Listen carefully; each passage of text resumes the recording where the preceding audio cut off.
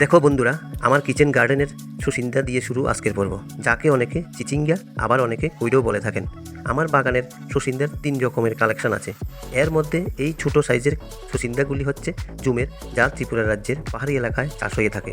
আমি প্রথমে এগুলিকে পটলই মনে করতাম, কিন্তু বড় হতে শুরু করলে বুঝলাম যে এগুলি সুচিন্দা।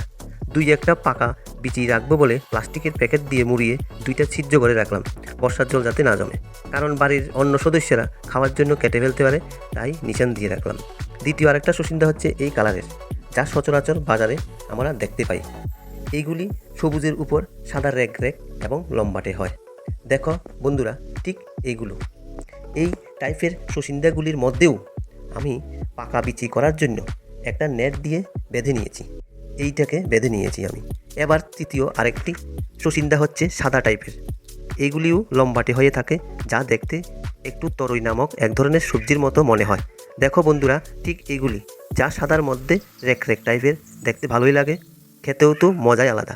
এইগুলো আমার বাগানের মধ্যে আরেকটা নজর করা সবজি। তার মধ্যেও একটাকে আমি বিচি পাকার জন্য নিশান দিয়ে রেখেছি। ঠিক দেখুন, এর মধ্যে একটাকে বিচি করার জন্য আমি নেট বেঁধে রেখেছি।